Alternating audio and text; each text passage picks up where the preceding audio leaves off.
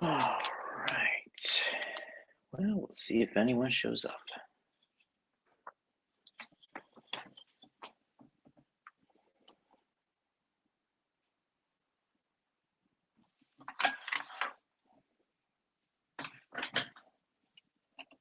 Oh, that's not too laggy. All right.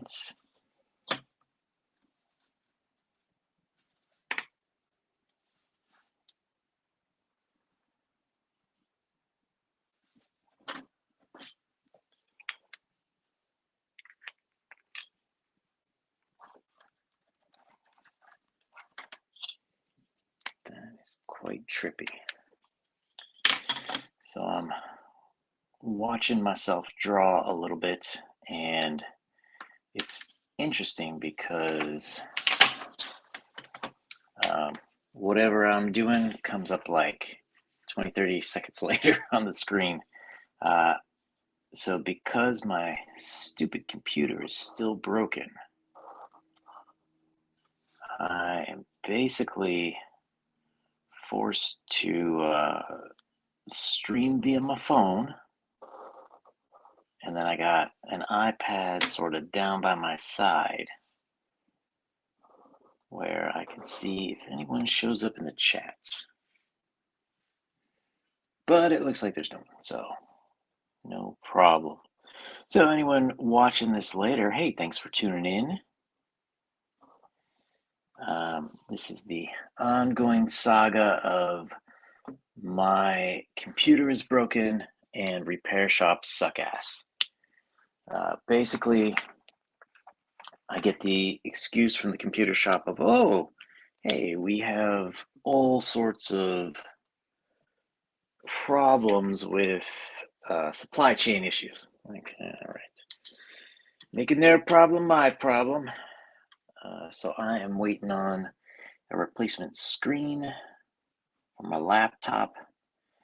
A lot of people have asked, hey, why didn't you just, get an external monitor and like a USB keyboard, and you could be doing stuff on those?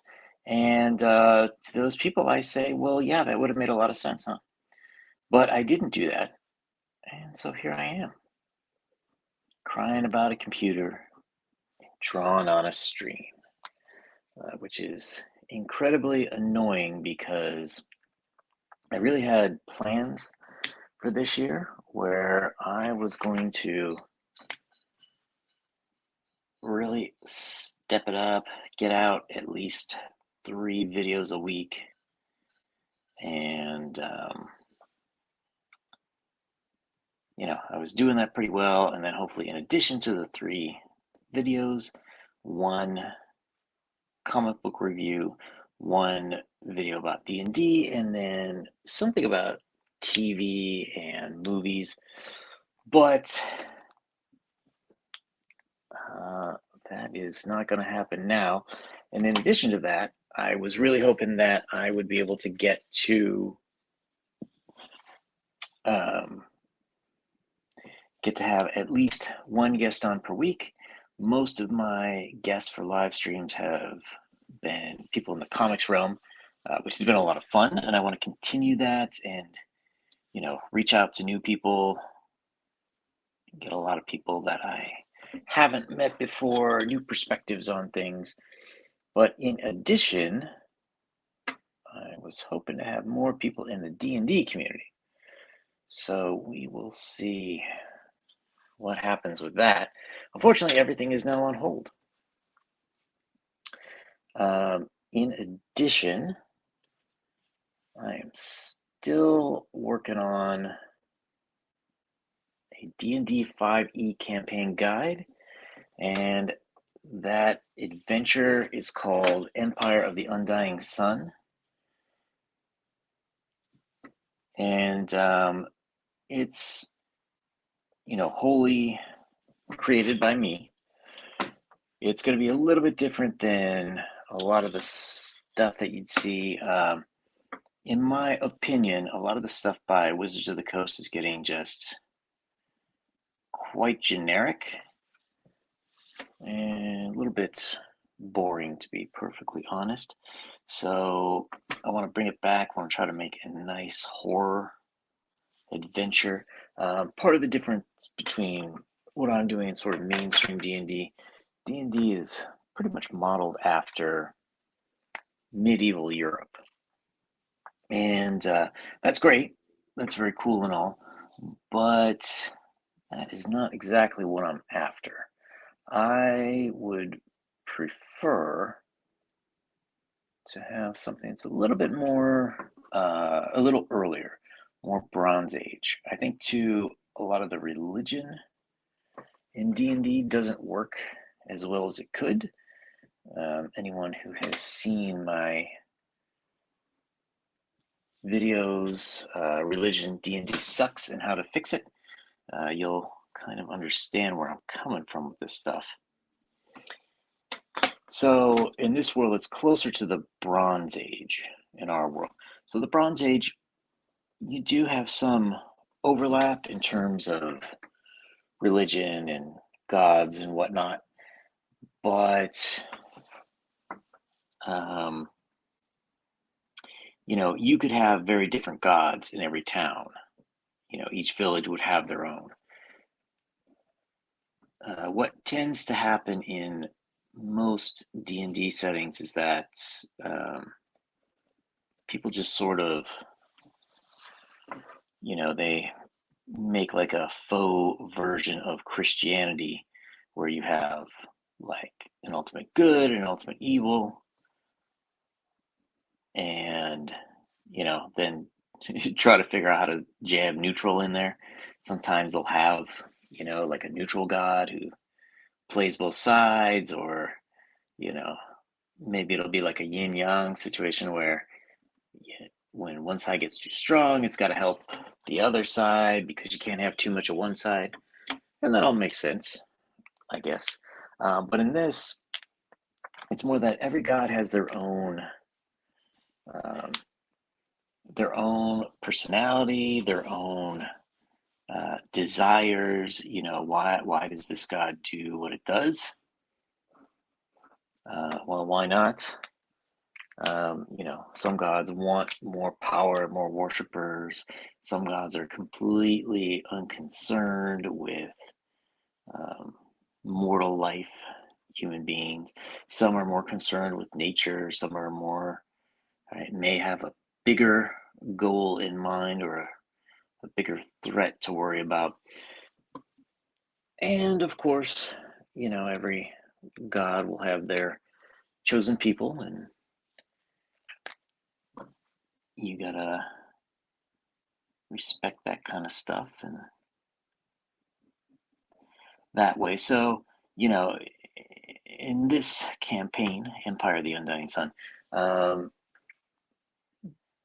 religion, takes on a little bit, in my opinion, of a deeper meaning, and people in the world have, I would say, a deeper relationship than most D&D campaigns. A lot of the problems, in my opinion, with religion in D&D is just that the world that we live in now is fairly secular. So people don't really understand, and I don't know if respect is the right word. They don't really understand, but see what influence that religion actually has on societies and on peoples, especially back in the day when a lot of times the governments weren't super concerned about the individual. They might have been concerned about health and diseases and stuff, but that was more like, well, we got to make sure people don't die because we need a workforce to work out the fields in order to have crops to survive, etc., etc. And yes, of course, there were kingdoms that, did have kings, queens, nobility that did care about the common person. But let's be honest, a lot of times there were ends to a means. If you go back to Bronze Age warfare, if you were conquered by an army, they kill the royalty. They might kill the military. They're not going to kill farmers, because you need farmers to plant and reap the wheat come harvest time.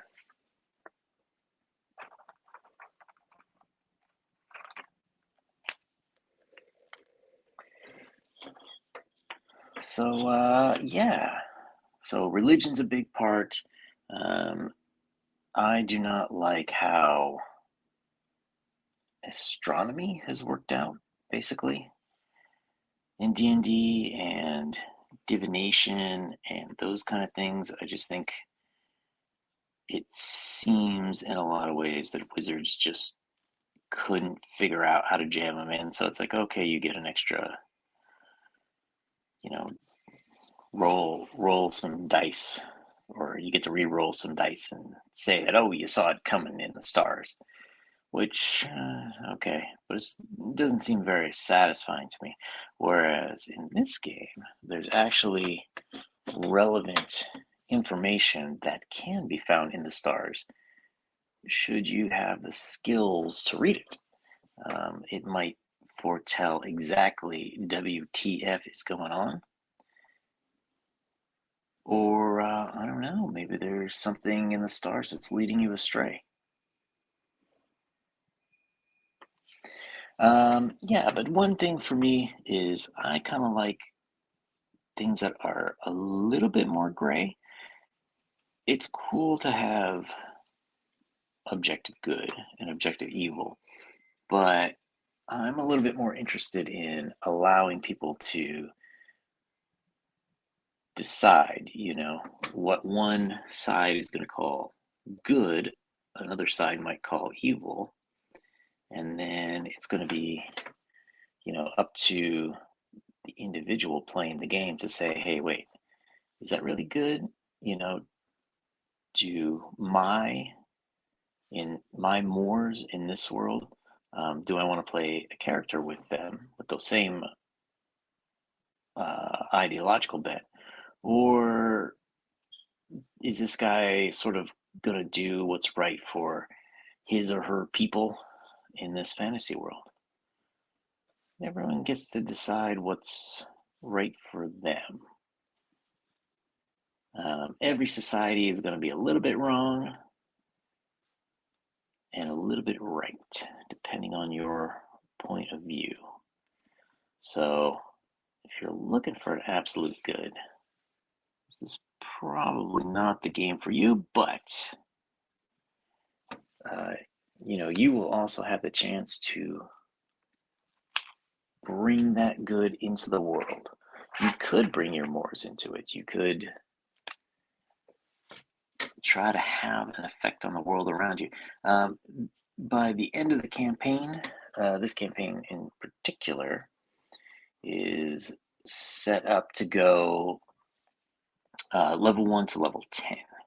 And yeah, there are a lot like that. I think one day there might be a sequel, which hopefully would be more like 11 to 20. That's the hope if this one does well. But it's a pretty good setup, and by level 10, your character's actions will definitely have an effect on the world. Will people in the world know you? Doesn't mean you're going to get famous, but you're definitely going to have an effect on the world.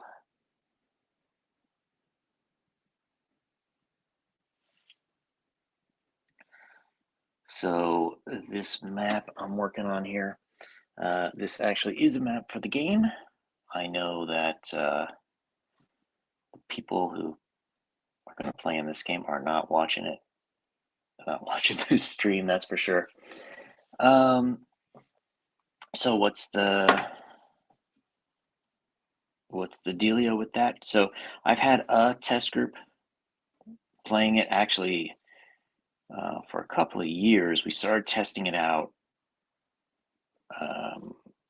very end of 2019, and what happened to that was COVID in 2020. So I think we played our last session then, and then everything kind of dropped off. No one knew what was going on. Luckily, all the players were safe. Everybody's okay. But, we had problems with people not having work and whatnot. And unfortunately, some of the people moved away. But we got back about a year ago. And they've been playing ever since. Unfortunately, we're only doing once a month. Part of it is to give me more time to write, because I need to write. And part of it is just with their schedules, it doesn't work. So we're getting there. We're just about to finish the 6th chapter. And we should be good with that pretty soon. And I am just about to start my 2nd test group. Now, I do not have a full party yet, so if anyone's watching this, you can contact me. There's an email in the About tab for this channel. If you're interested in playing a D&D 5e game, this group I want to get every other week.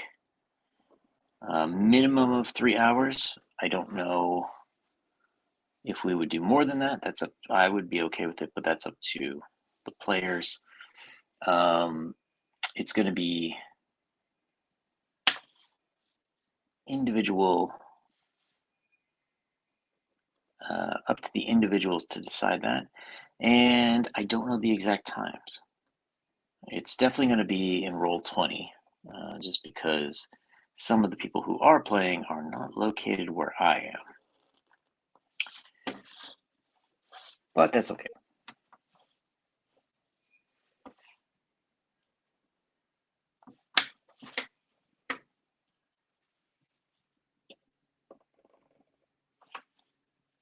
Yeah, so the 2nd test group should be starting soon.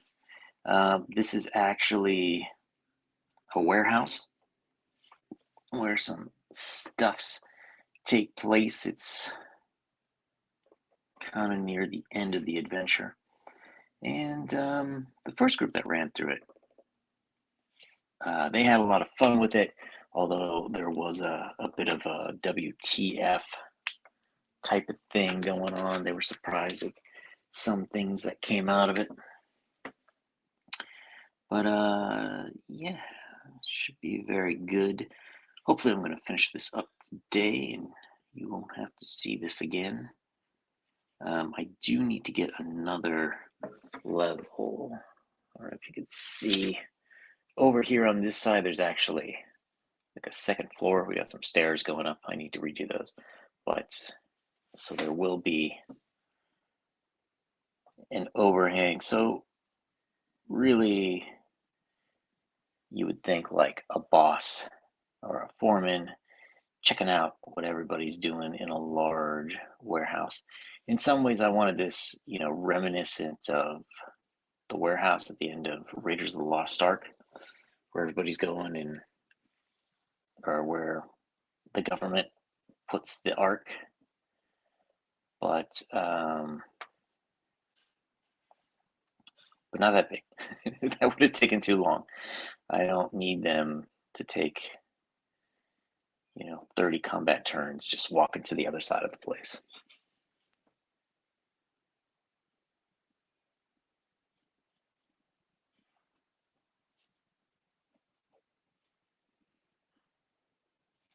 But yeah, I'm hoping, to have hand-drawn maps like this. It is taking quite a while.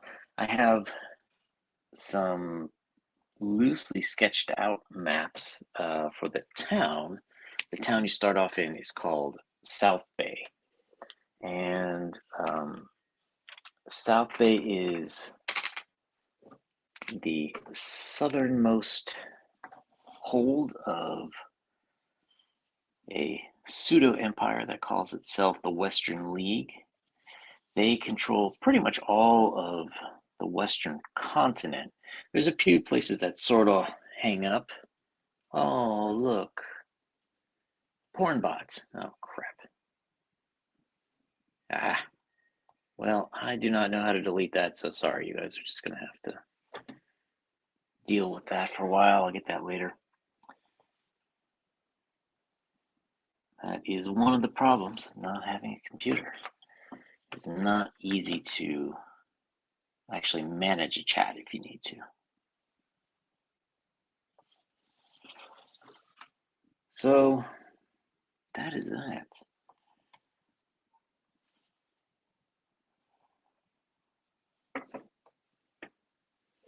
Talking a little while.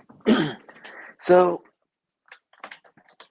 for the channel, excuse me, apparently word has got around to some people that I do book reviews, comic book reviews.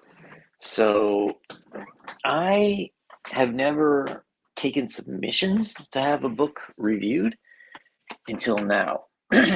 Excuse me. So I've got this book here, which is Heroinberg. Now, when I looked at it, it billed itself as a second wave feminist book. And when, I guess the creator, I'm not entirely sure who contacted me because it was from a Twitter account. So I don't know if it was Manny Thaner, creator, writer, editor. I don't know. Someone contacted me. Let's put it that way. And first thing I thought was, yeah, this channel for a feminist book? Okay. So I haven't read it yet. But, I will get there. It looks interesting. And the crazy thing about this is I cannot tell if this comic is kind of like a standalone product and they made video episodes that go with the video episodes to support the comics, are the comics to support these video episodes, or are they like kind of two separate things? Now the video episodes, they sent me a thumb drive with some of the videos in there. This is issue 1 and 2. I think there were a couple other issues. I'm not 100% sure, but they seem mostly new characters in each one. But the videos looked fantastic, I have to say, and it looks like cable access TV from the 90s. So if you don't know what cable access TV was, at the time there was cable stations, and the government would say you have to provide a certain amount of hours for the average person to be able to get on TV. So they would have a studio, and I used to work at this city rec center that had one of these cable access studios right next to it. So people would go in there and they'd make their own show, and like some people would videotape themselves doing gardening stuff. You'd have other people who were doing like local political talk shows, a lot of religious shows. You'd have ministers doing stuff on the weekends and everything. But then you'd get like kind of the stoner crowd, like Wayne's World. Anyone who's ever seen Wayne's World, you can go check that out. Wayne's World is a perfect example. It was supposed to be two dudes in a basement talking about music and stuff, and that's what it was. It was complete random nonsense. Pretty much what you see all over the place in YouTube. So, the videos are exactly what it looked like. So I haven't read these yet. I'm going to check them out very soon. I do have a couple reviews, which hopefully I will be posting sooner. One of them is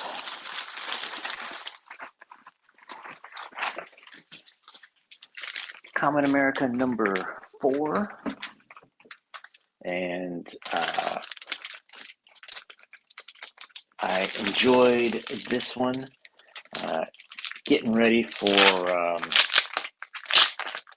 the Comet America Soul Finder crossover event this summer, and then Galactic Rodents of Mayhem from Gilly Wrights Comics.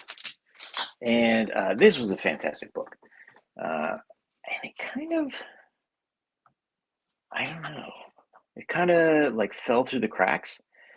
It was delayed, and I don't know the reason why. I think that some people felt there wasn't enough promotion for it, but I don't know. The book itself is fantastic, and it's huge. It's like a giant magazine size.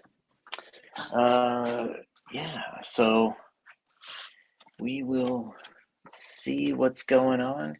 Yeah, here, Timlim, he continues.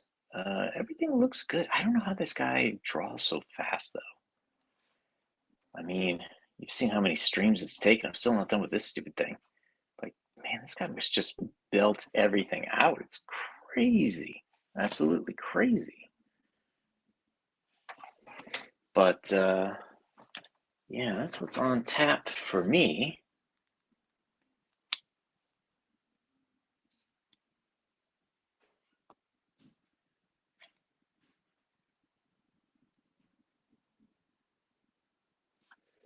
The dungeon hasn't got a good start to crate score.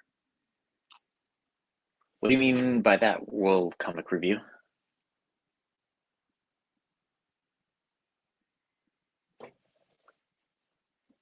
You mean there's not enough crates for everyone to break, or that there's too many crates and the group will never get through it?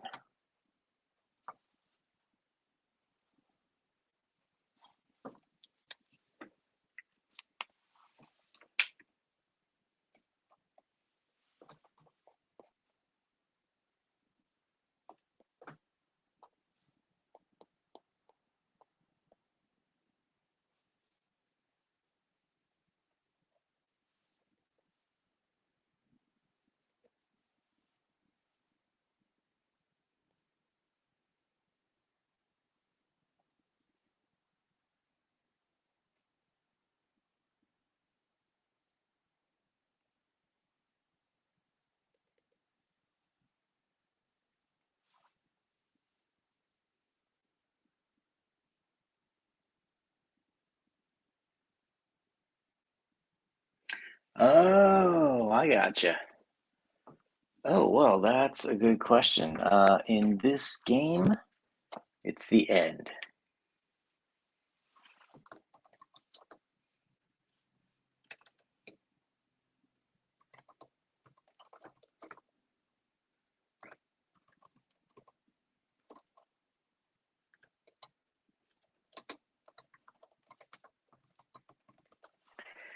Yeah, so the start. Well, actually, there's another thing I have to do, which is a natural history museum. So once I finish with this, I'll get into that. Hopefully, break that out. The Natural History Museum itself is a lot of fun, um, mostly because a lot of the characters won't be from this starting town, so they won't really have a lot of knowledge of what's up in this place. And so with the history museum, they kind of get a little bit of a lesson of why things are the way that they are. You know, who gives a crap about this backwater town? What's the history of it? How come these people hate those people? You know, that all that good stuff. Setting up a lot of the stuff for future issues.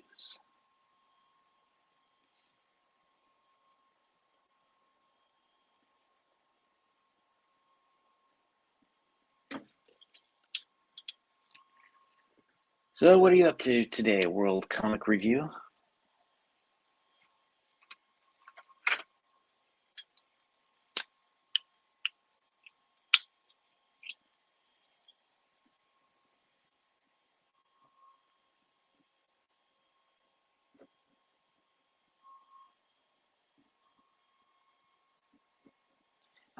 And if you're looking for an interesting online game to follow,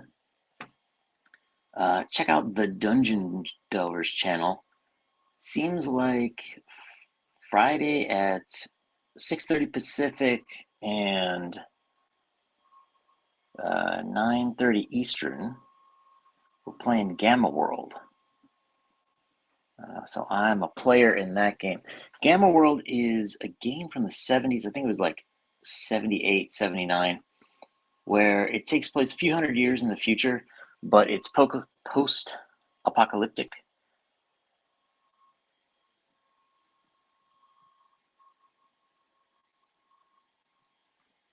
Oh, you got some of the North Korean ones? Man, that's good stuff. I wish I still had some of my Chinese propaganda comics that I got when I was over there, but I threw them away. I didn't have space to move them. I mean, they weren't that good, but I did keep some interesting ones. I've got a nice one of Zhuangzi, he was one of the main Taoist writers. Everybody knows the Tao Te Ching, I think, from Lao Tzu, but Zhuangzi, in a lot of ways, was the more popular one at that time. And he's kind of like a layabout, laissez-faire, libertarian type of Chinese philosopher.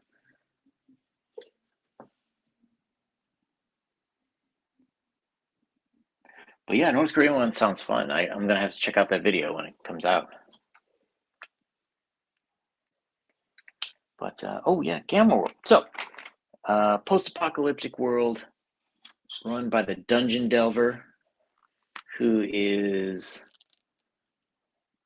on he's on a mission to get himself 1,000 subs so that he can have his online convention. So it's a good channel to check out. I am playing Bubbles the Chimp, or sorry, not the chimp. He's an orangutan. So in this world, you have what they call pure strain humans, which are people that you would meet every day here in our world. And then you also have mutated humans. So you roll, and the mutations, they can even give you some powers or some deficits. And you can play mutated animals. So Bubbles is a mutated orangutan who got the opportunity to drive a Cadillac, and it went about as well as you can imagine an orangutan driving a Cadillac would be. But it was fun for me. I quite enjoyed it. So yeah, sure, it's on his channel. Now he does start the stream really early. I think like 5:30 Eastern, or yeah, 5:30 Eastern or 8:30. No, sorry, 5:30 Pacific, 8:30 Eastern. And then if you go, like, if you're not interested in what he's talking about, just fast forward like an hour, and then we start playing. And yeah, it's a lot of fun.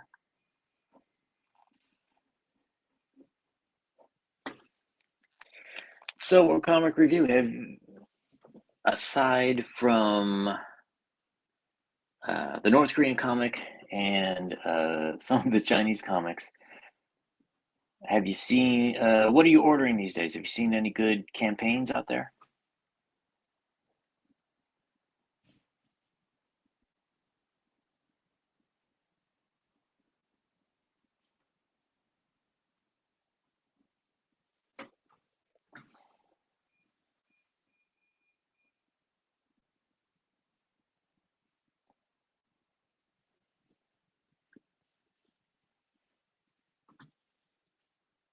I was drunk in Osaka's otaku district and came across somebody with a '59 Cadillac.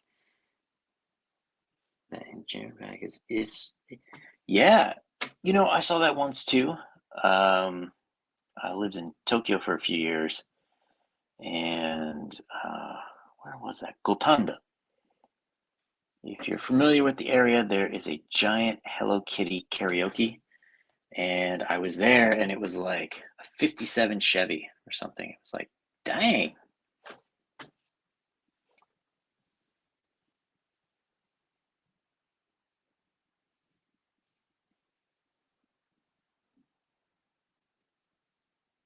Wait, what? Jetta Ray? Oh, that sounds pretty cool.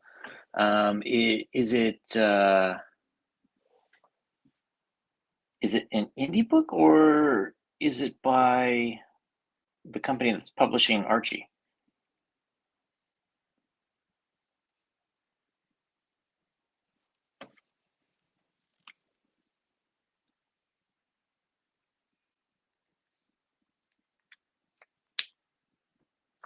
That sounds like fun. Uh-oh. Am I still streaming? What's going on here? Oh, no, I guess I am. Okay.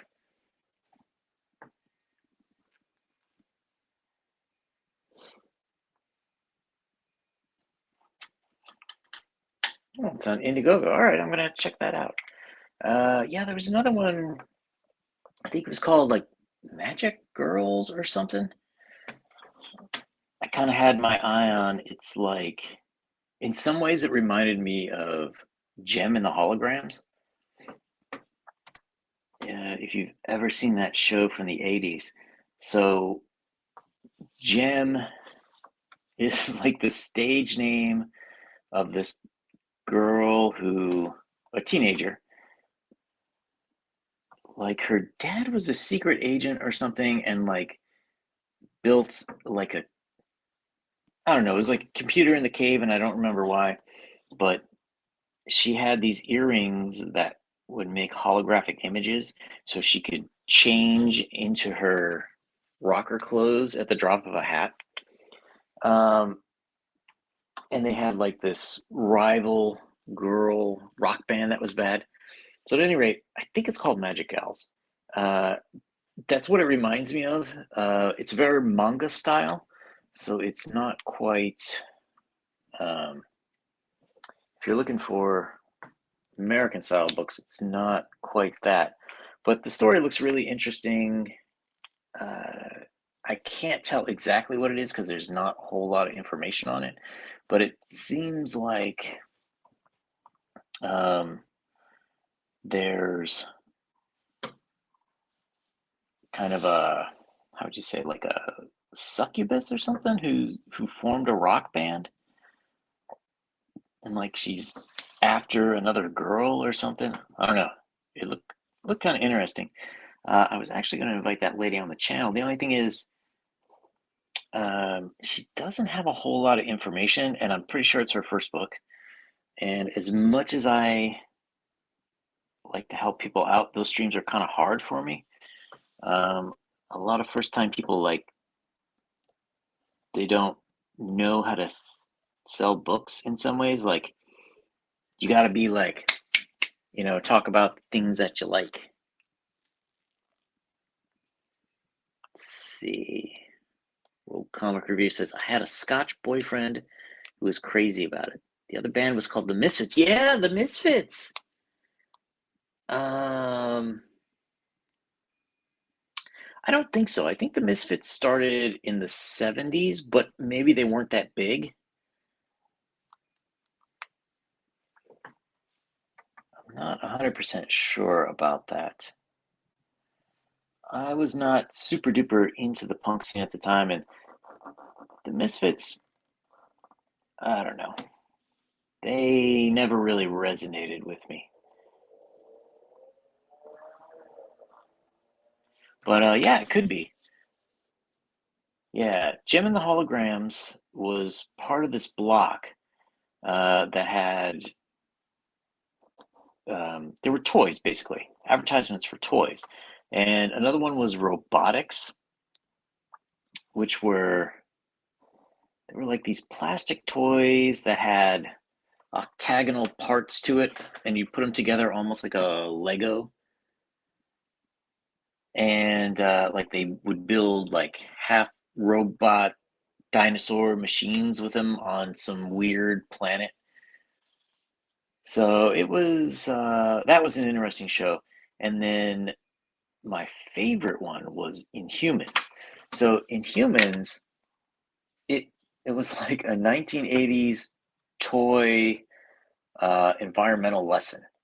Now, how you talk about the environment when you're selling plastic toys, I don't know, but what they had was like these scientists were kind of trying to save the world, and then you had creatures. Some were from the Earth's crust, some were from um, like the mantle, and there was one that was from the core of the Earth. And man, that was awesome. There were some some from up top where we are that would just like decay people and turn them into skeletons, and it was like, dang, the 80s were pretty awesome, I have to say, as a kid, because stuff would get real dark and real crazy. Ooh, out of the box. So World Comic Review says, I found Out of the Box on Indiegogo. It's from Italy, but also in English. It appears to have free worldwide shipping. Dang, how did they afford that? But apparently we get billed later. You can bill people later on Indiegogo? I thought their whole thing was you pay up front. I thought Kickstarter was the one that had billing later. Well, that's actually good to know for whenever I get my stuff out.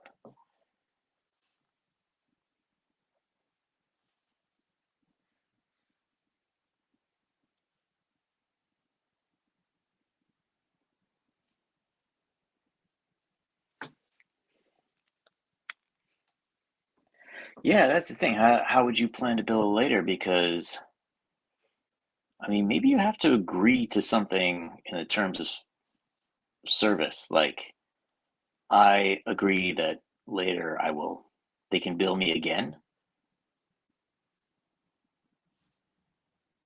Yeah, I can see all sorts of things going wrong with that.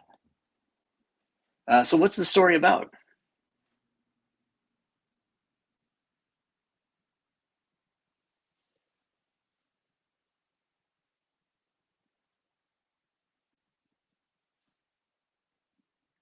Yeah, the only Italian comic creator I know is Inkfinity, who was doing Columns of Creation. I think it did not succeed the first time, but I think he's going to try and bring it back. Not sure about that one.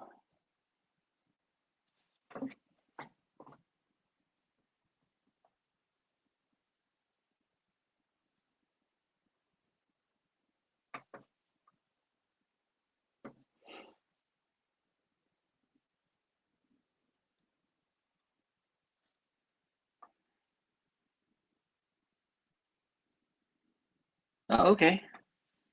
Sci-fi, fantasy, horror, western. Oh, that should be interesting. The Italians have a fantastic record with the westerns. I'm pretty sure Cannibal Corpse came from Italy as well. So we'll have to see how it turns out.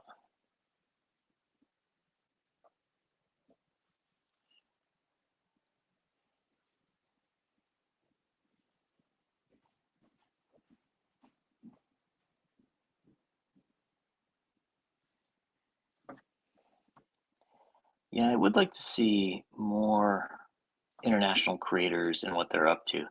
But I mean, I understand it's so hard. You can print a book much cheaper in other countries. The problem is you can't ship it anywhere. And right now, the US is the biggest market. So if you're not here, how do you keep an eye on your stuff?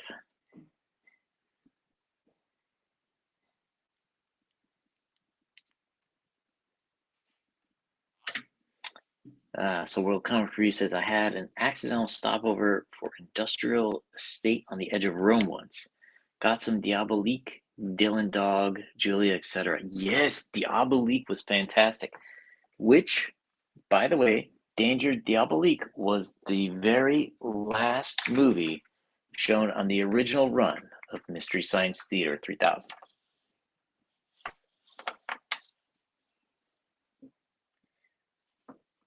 I would say that's a TV show we need back, but they came up with a horrible update a couple of years ago. I think it was on Prime.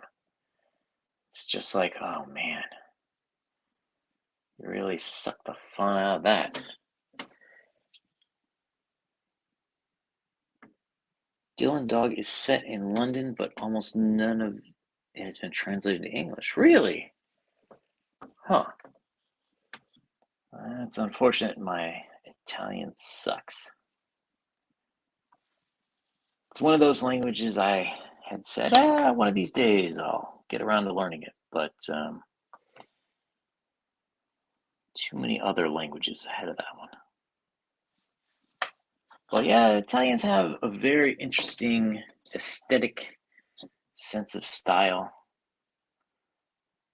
I had the fortune of meeting Maximo Vignelli some years ago, if you know who he is.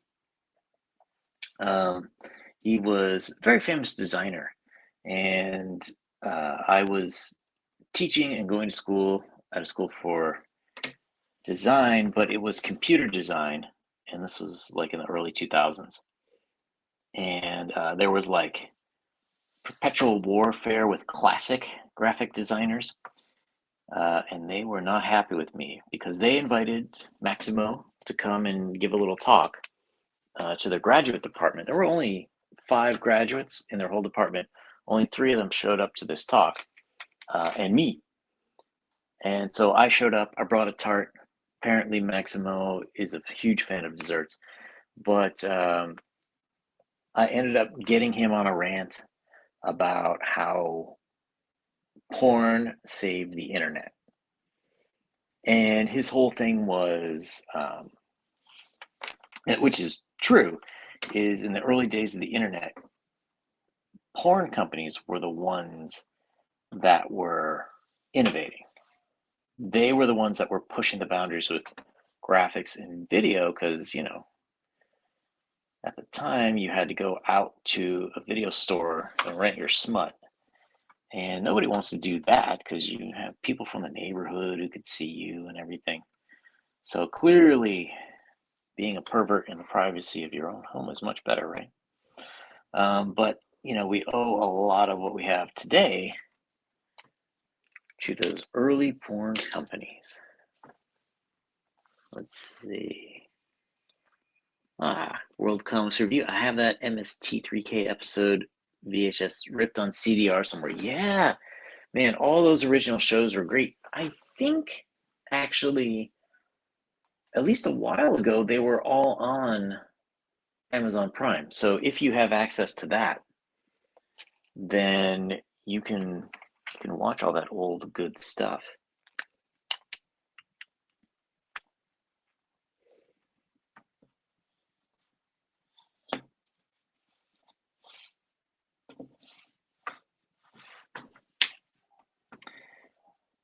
Unfortunately, I have not had time for that, but man, those were good. The thing I loved about it too is a lot of people don't know the actual history of MST3K, especially younger people. So at the time it was created, they had UHF stations, which were stations in the high numbers. So back in the day, stations in the US went from channel 2, and they could go up to, I think, 69. And somewhere in these higher numbers were these local stations. They didn't have a whole lot of range, but you would see fun content, but they would get weird because they would put their own spin. So, like in the Midwest, there was this guy, Ghoulardi, and he would come on, I think it was Friday, Saturday nights, and they would do like a horror movie. I know in Cleveland they had these guys, Big Chuck and Little John, and they actually put themselves into Prom Night, which had starred Jamie Lee Curtis. It was a horror movie, and they actually shot some footage and put themselves in it. Big Chuck is like 6 foot something. I think he used to be a weatherman or something like that.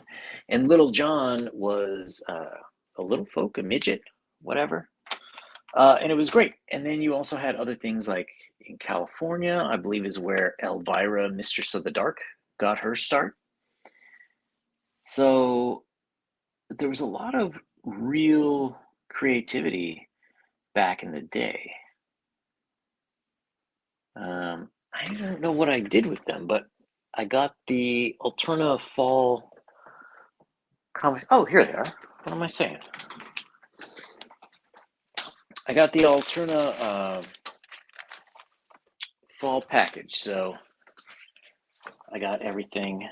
I'm going to do one overall review on these, but I think I'm going to separate out, if I can find them, Wolf and Batsy. Wolf and Batsy is a real interesting one to me that I guess was started in like 1999, 2000. And Brian Baugh, I'm not quite sure how you say his name. I guess he's been doing them on and off since then. But it got me really thinking, like, where would you find something like this?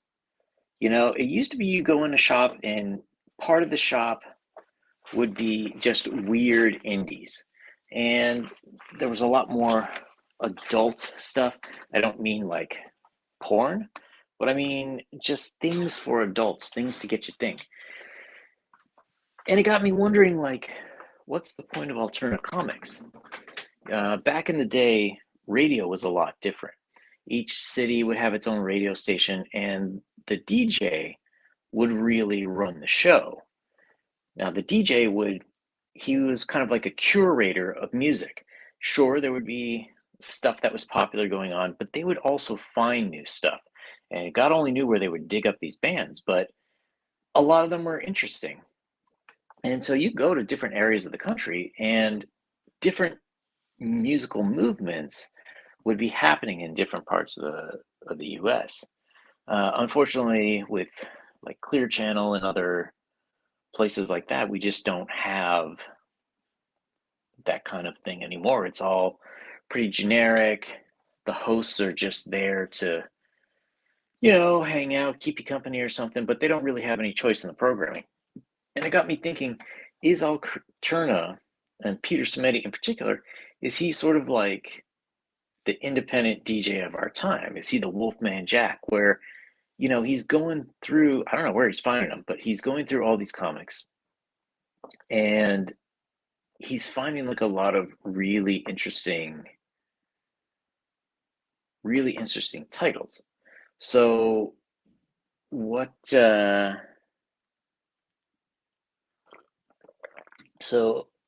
is that sort of his role and Alterna's role now? Is he the place where you go when you're tired of like stuff for the big two and you're sort of ready for something a little meatier? I don't know. It's a good question. Let's see. World Comic Review. There was a persistent rumor that porn is what won the VHS format war, but I don't think it's actually true. Well, yeah, that's an interesting question, and that is what most people say. I kind of think it's true, to be perfectly honest. And the reason is Betamax, which I believe was owned by Sony, they would not allow pornography on their platform. And so if we go back further, like I said, if you wanted porn, you had to go to these shops, and you could be they all had like a curtained room in the back, or a door to the adult area, and everyone knew if you were back there what you were looking for. You weren't looking for like